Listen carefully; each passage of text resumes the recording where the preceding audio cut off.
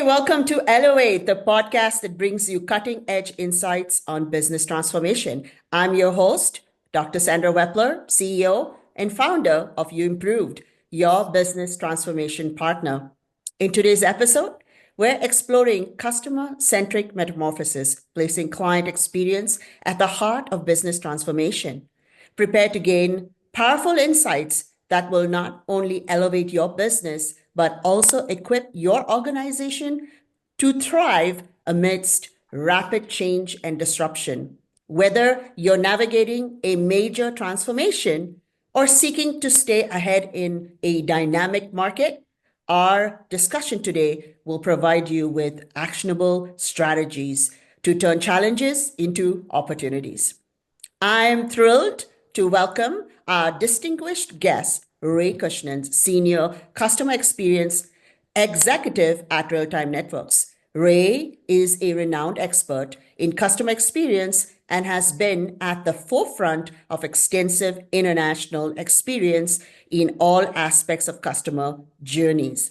In parallel with his obsession with delivering the optimal customer experience, Ray also delivers a leadership development program aimed at coaching new CX leaders in growth-oriented companies.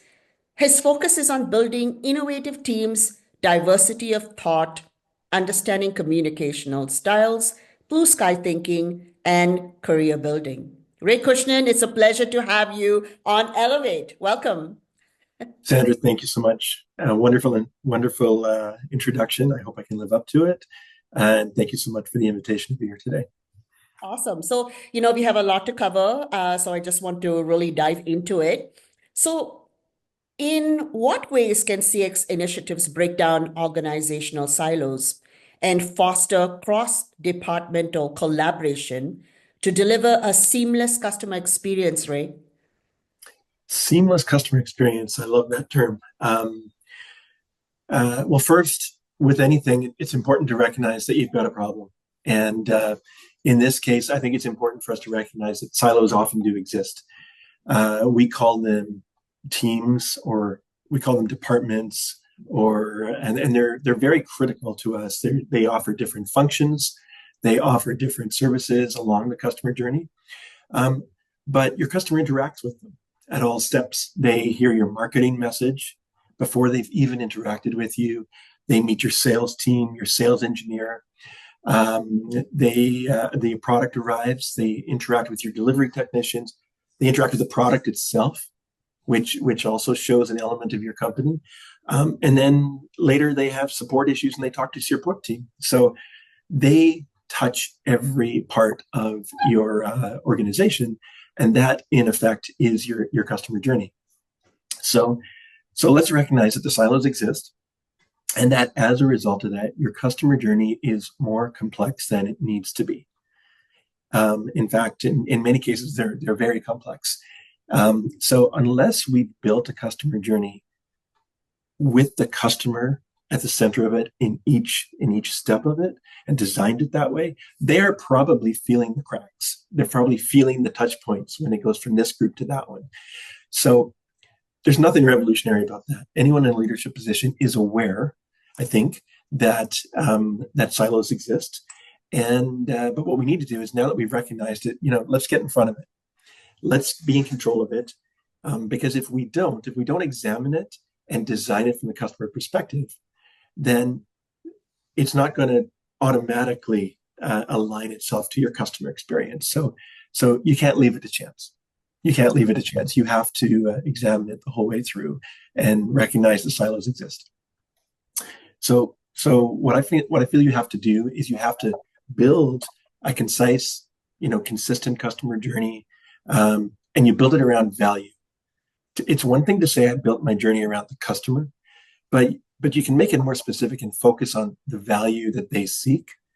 So what you do is you maybe bring your teams together.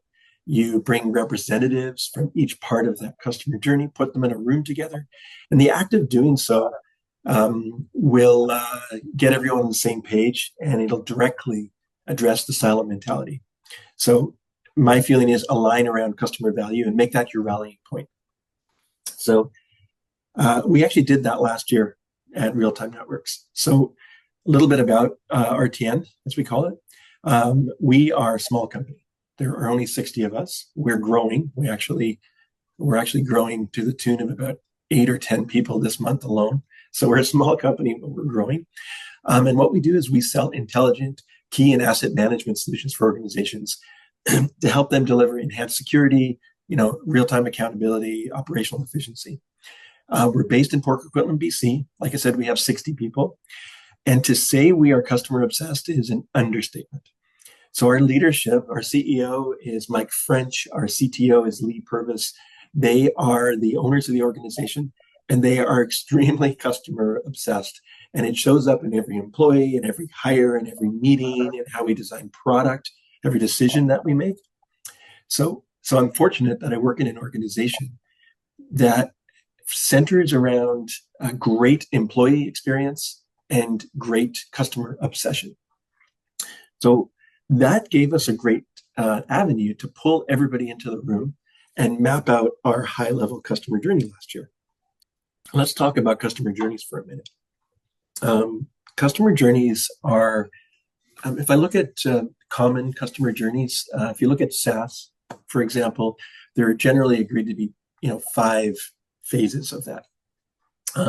We do have a small SaaS solution, but we also sell hardware. So in our case, we have 6 important phases in our customer journey. The first one we have is you would call acquisition. Every company has it. We call it acquisition because the goal of that phase is to acquire a customer. So it comes at the conclusion of the sales process. It includes marketing and brand awareness, engagement with the sales team, a discovery process, solving their business problem, identifying the value they need. You're going to hear me talk about the word value several times. During this time, you're going to support the champion, you're going to help them secure budget perhaps, and you're going to win the sale. So congratulations, you've acquired a new customer and you've completed the first phase in your customer journey. The second one for us is the product delivery and manufacturing. Now that phase involves, in our case, working with vendors, manufacturing, shipping, and logistics. The third one is adoption. Now, adoption is actually quite complex. This is where the product shows up, you deliver it, you install it, you configure it. There's some enablement and training for your customer. There is a rollout event, typically. Here's the day where they start using it. They're going to have change management problems after that. You've got to help them with it. You've got to help them through the adoption. And adoption, by the way, is ensuring that the intended users and, let's say, intended transactions are happening in the system. And you focus on value delivery. So there's that word value again. Adoption only happens when all of the users are using the solution and getting the value that they expected. Now, the next phase is retention. Now, retention is typically in most companies, you think, well, that's just the period where they're using it. They're using it every day and they're talking to our support team. Your goal in this phase is to keep your customer and keep them happy. Give them support, give them uptime, reliability, and ongoing value. If you have a customer success management infrastructure, the CSM is probably king during this phase. They're doing business reviews and keeping customers aligned with the ongoing value. Still 2 more phases. The next one, because business is dynamic, there are expansion opportunities that are going to come up. So an expansion opportunity is obviously where you've already got a seat at the table. You're talking to your client. They're seeing ongoing value, and now they need some more of what you got. So they have a new opportunity, maybe they've acquired someone, maybe they have a new initiative, new budget. So there's expansion opportunities. And then finally, the last stage in this journey is advocacy. So among your customers, you are building raving fans. If you've been focused on ongoing value and maturity for them, you're going to see some raving fans in there. Help them, support them. They're going to spread the word, and that cycle helps build itself.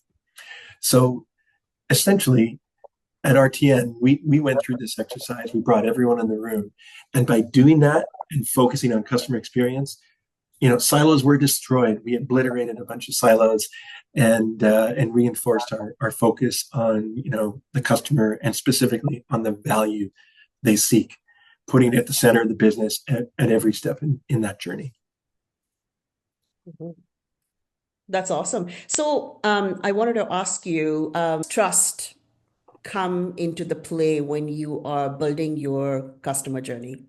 Oh, wow. I love that question. I'm so glad you asked it. Um, so the reason this one matters to me is because um, it impacts the customer, certainly, but it actually starts with your employees. So I think it's really critical to create a safe space for your employees, to build trust with your employees. Because what happens is you create a safe space, and now you've created an environment where someone feels free to share their idea. They're not going to feel persecuted when they do so. They are going to help you build and innovate your product, but also your customer experience. When you're honest with your team and they feel they can be honest with your customer, the trust that builds out of that is something that almost takes on a life of its own. When your customer knows they can trust you because they're getting the ongoing value and you delivered what you said you would, in doing so, you're building trust and it reciprocates. And so I, I find it's best to be just transparent. Um, every day in my role, I have an interaction with a customer, and some days they're difficult. Sometimes something went wrong. I'll share an example with you this morning. This morning, we have a customer, and they have one of our products, and a part of it is failing. And we are having trouble troubleshooting which area of it is causing the problem. So we've made the decision that we're going to replace the larger unit. It's a very costly thing for us to do, but my customer is now 4 days into a problem that we are having trouble resolving. And if I want to keep him happy and I want to build his, keep his trust, I have to show him that I'm willing to do whatever is necessary to support him. And that's what we're doing. We're shipping him the entire unit at no cost to him, because I know it's the best way to get him back into production. I'm very confident that he knows that we're doing everything we can for him, and that he's going to trust us going forward. Now, I don't want to give away free units every time I have a customer problem, but the point is, we've been transparent with him up to this point.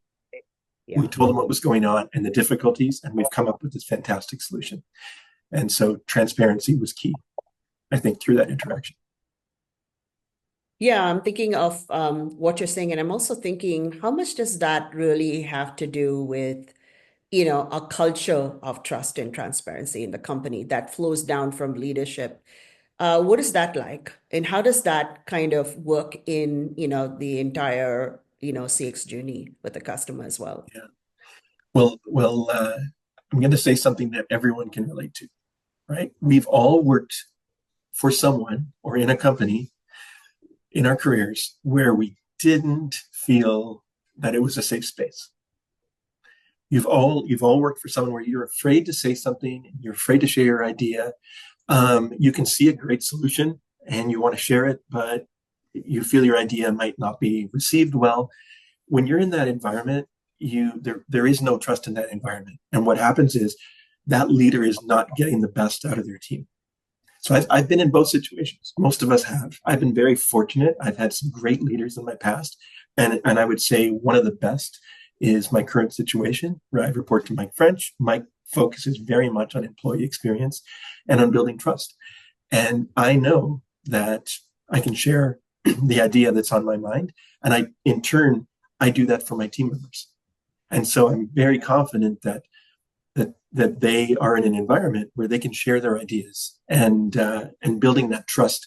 Honestly, it's the only way to work. Once you've had it, you can't go back. You step into an environment that's toxic and doesn't have the right environment, and you don't feel that you can share your ideas, and you feel that there's not a good sense of collaboration and innovation. Frankly, it's not very rewarding. And so when you have it, you got to hang on to it, and you have to cultivate it as a leader, I think. And I think that translates into your relationship with your customers as well, for sure. There's no doubt. There's no doubt. It impacts them. So what role does data-driven decisions make in, when you're integrating CX into broader business transformation efforts? And how can companies effectively use customer insights, like a customer insights team, to personalize those experiences throughout the entire, customer life cycle? So this is a major growth area for us. As I mentioned, we are a small company of 60 people. Now, I've been in much larger organizations. I've worked in companies with hundreds of people. I've worked in companies with thousands of people. So when you're a small company, in many ways, it's very easy. You make a lot of gut feel decisions because from where you sit, you can see the horizon. You can see every customer, every employee, when you hired that person and what they're good at and what they're not good at. And you know what commitments you made to customers. Unfortunately, it's not sustainable as you grow. And so you have to start expanding your tool set and putting the right people in place so that they can own a process or a segment of your interaction, and then you need to give them the right tool set. Once you've done that, again, I'm talking about the tool set, but I'm also talking about the people. You need to put the people, the right people in place, and you need to put some processes in place. So let's talk about the value element that we talked about earlier. In the customer journey, the word value came up multiple different times. How do I know I'm demonstrating value for that client? I need to have captured it somewhere, and I need some sort of ability to measure it. Now, if you have a SaaS solution, you can make data-driven decisions based upon adoption data. So an example might be, we trained 20 people at this customer site to use our application, and they typically have 20 interactions per day. I can now look directly into my solution, and I can say, are my 20 users logging in every day? Number one. Number two, are they doing something meaningful while they're there? It's not enough to say they logged in and then went silent. They logged in, and did they do something meaningful? Did they perform a meaningful task? The second thing has to do with the number of transactions. So if they're doing 20 transactions a day on average before, in whatever other mechanism they had before they used your solution, if I don't see 20 people doing 20 interactions a day, if I don't see my 400, then I'm probably not meeting my adoption goals. So that's a simple example of data that's in your face. You have to know what you expect, and then you have to be, and then you can gauge against that to determine whether or not you're in a good spot. Beyond that, let's use that data and put some of our tips in place. So for example,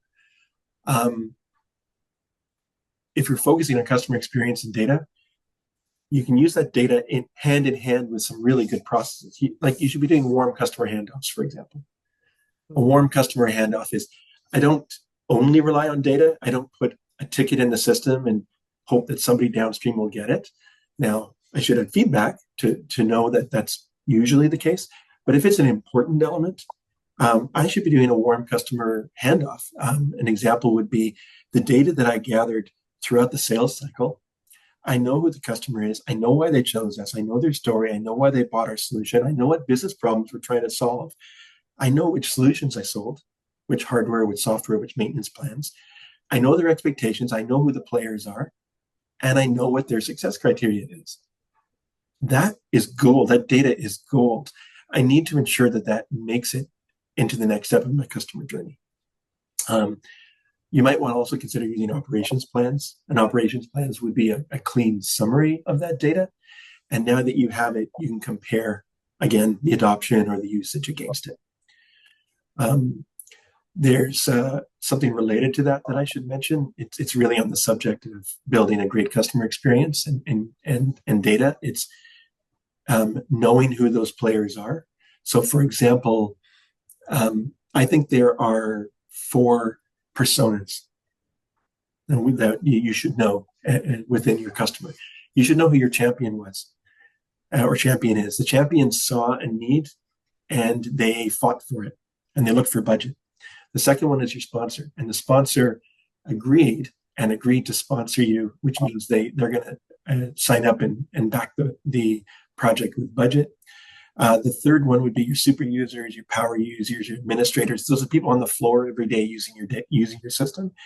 And the fourth subset would be other executives. Your sponsor is probably one of the exec team, but there are other executives as well. So you having access to the data that tells me who those players are, what their interaction is, gives me the ability to make data-driven decisions on behalf of my client. The last thing I would probably do is, sorry, not the last thing, as in not a valuable thing, a very valuable thing to do that's on this list as well, especially for SaaS companies, but I think you'll see the need growing in other companies as well, is consider doing data-driven customer success management work. So put CSMs in place, have them mine your data, make it easy for them, give them the right tool set so they can be proactive with your client. If you start to spot trends that indicate that usage is slipping, adoption is slipping, they're seeing a lot more error messages than they did before, maybe there's feedback for product. Maybe there's new use cases that you can share. So all of these decisions are made easier using data. And you just have to put that data in the right hands for the right people. Yeah. You said something about a warm customer handshake. Yeah. I thought about how once you and me talked about that, before, and what that looked like, when we had boxes and, things that you had to ship off or, go across the street and say, hey, I don't have that in my store, but I know, the guy next door.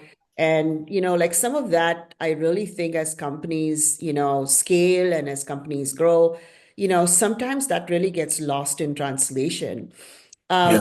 but as a customer experience executive, is there anything that that you think about or that you translate to your customer experience team to ensure, besides transparency, besides the value, besides trust, that they have that core in their DNA, even maybe when you're hiring them, that they have I that was going to say, customer-centric, heart of putting the customer, being the voice of the customer, being the champion of the customer. But is there an example or something that you think of right from get-go, to establish something like that? so you said hiring, and I was jumping to say the word hiring. There used to be this great TV ad years ago. It was for a grocery store. And this guy gets up in the morning and he's got a smile on his face. And he goes into the kitchen and he, gets something down from the cupboard to give to his mom. And then he goes out on the street and he helps this old lady cross the road. And somebody drops something on the ground and he picks it up for them. And then he shows up at work and he puts on his apron and he works for some grocery store. And what they were trying to exhibit is that we don't just build great customer experience, we hire it.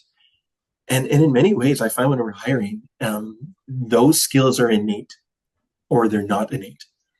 So you have to do both. You have to hire for it right out of the gate. And then, of course, you have to cultivate it further as well. Working in customer experience and customer support and doing roles that are often a combination of customer service skill and technical skill. If you draw the Venn diagram of technical skill and customer skill, they don't actually overlap as much as you'd like them to. These people are very special. They are. It's true. You lots of people that are very strongly technical shy away from customer interaction, and lots of great customer-facing people may not be interested in being that technically savvy. So you got to find them. You have to look for them. And when you find them, you must cultivate them. You must give them the environment that allows them to be great customer advocates.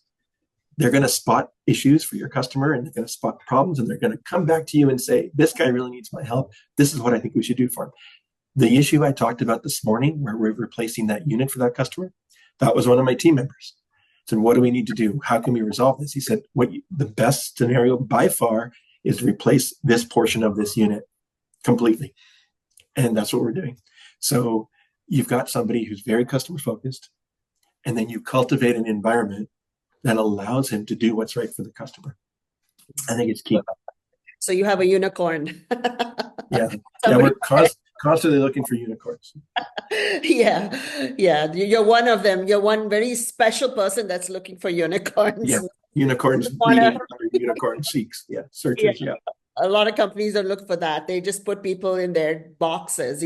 I often think like there are people that have so much of diversified experience apart from what their main function is. And it kind of always just baffles me that instead of hiring other people, like what if this person is great at customer service, but is also great at product and wants to make a transition. I don't see a lot of that the skill sets being sort of maybe honed, or there are mentoring programs and stuff like that I yeah, understand, but you know, you do have those unicorns that you come across, and boy, they have a lot to give, and so it'd be great cost cutting for companies, I believe, anyway. yeah. Well, you know what? That's a great example. That's a great example, actually. So, one of the things we do at Real Time Networks is we actually move people around and create new opportunities for them. So, I mean, we're talking about CX today, but I'm just as passionate about EX, about employee experience. And frankly, I believe great employee experience bleeds over into great customer experience. So I am just as focused on the employee experience. And so I said earlier that Mike and Lee created this environment, which is a haven for great employee focus and great customer focus. I don't think it's a coincidence. You build the right space and trust people and give them opportunity, and hire people who care about customers. And this is the outcome. So we have several examples of this.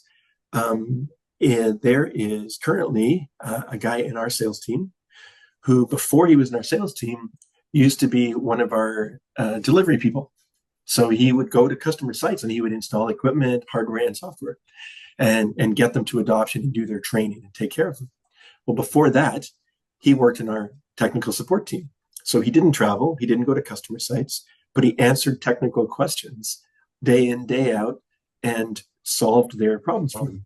Well, before that, he worked in our logistics team. And our logistics team has an offshoot where we do assembly work. So what we did is we've got an individual who, for the last, I think, gosh, it must be 8 years, has spent 2 years in each of these roles. He is a salesperson who knows what customers look for, understands their use cases, can solve technical problems, can handle any technical question throughout the sales cycle. So we try to cultivate that as much as possible. Earlier, we were talking about the customer experience and how you've got people in the acquisition phase, delivery, adoption, retention, expansion, and advocacy. Well, if an individual has moved throughout the different departments that feed that part of the experience, they are naturally inclined to understand. They're going to spot right away if we're saying one thing in the sales cycle and a different thing in the delivery cycle, because they've lived both. So it is actually something we deliberately try to cultivate. Yeah. That's awesome. I Yeah. should say people go and apply at Real Time Networks. Yeah, come on in. We've got lots of open positions right now. Yeah. Well, Ray, I just want to thank you so much for those incredible insights. Before we wrap up, do you have any final thoughts or advice for our listeners who are looking to transform their business, specifically, towards customer centric kind of experiences? Yeah, I've got a very, very important one. And it has to do with being a CX leader and getting the buy-in you need from your leadership group. And so some companies, some leadership will be focused very heavily on financial goals. And so if you're in an environment where it's difficult to prove the value of the initiatives you want to take on from a CX perspective, I think it's something that CX leaders run into all the time, and they need support with it. And so I wanted to share a few thoughts on that. What I tend to do is, in that case, I would recommend looking at your company objectives or your OKRs.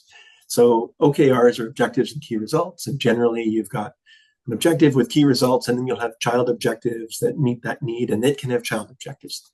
So look at your corporate objectives and harness that. They're going to fall into usually 4 categories. There will definitely be financial goals. Hopefully there are customer goals.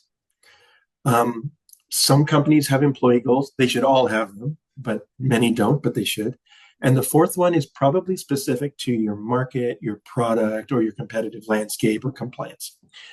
So if you look and you see that one of your corporate goals is around the customer, then you're golden. You can create child goals under that one in order to get the financing, the budget, the approval, the buy-in that you need. But if there isn't an obvious customer goal, you can still tie it. So, for example, a financial goal that says we want to win 50 new logos this year, or we want to increase our retention strategy for our retention goals. It's actually very easy to show that great customer experience can go back and feed that. So, for example, so go out, do some research, make a bold statement. Look at that retention goal and say, we're sitting at 90%. I can get us to 95% this year. And you can do it because I want to invest in, a CSM infrastructure or a tool set or something. And then tie it to financial impact. So figure out what do the math. It's 5% more retention. What's that worth to us as a company? Do the math and commit to it. I can improve our situation financially with a great customer, a CX initiative. I have an example at Real-Time Networks that I want to close with. And this is something we did last year. So now I'm fortunate, like I said, we already talk about corporate goals from a company, customer goals from a company perspective. But the example we had was we set ourselves what we call a time to value goal last year. And so time to value starts with the sales order. It's when we won the sale, and it ends when the customer has adopted the solution. And so what we did last year is we improved that by 30%. Now, the way we did it, I talked about that initiative where we all got in the room together and dissected our customer journey. But in order to get a 30% increase, what we had to do is it shows up right through the journey. So a cleaner sales process with cleaner orders right off the bat, a more efficient, financial process, changes to product manufacturing, how you manufacture and ship and install it, the shipping efficiency itself, customer alignment, having your customer ready when they say they'll be. So project managing them, making sure their site is ready, and that they have the resources they need, tightening your installation process, improving the technician training. And then this is key, having clear success criteria for your adoption. In my earlier example, we had 20 users with 20 transactions. If I know that number, now I know what goal I'm trying to meet. And it's indisputable. It was identified by the customer right up front, and I carry it through. So essentially, having done all of that in the past year, we saw a 30% improvement. We've got more to come. And it's all because of the recognition that our customer journey isn't just a CS concern, it's a company concern.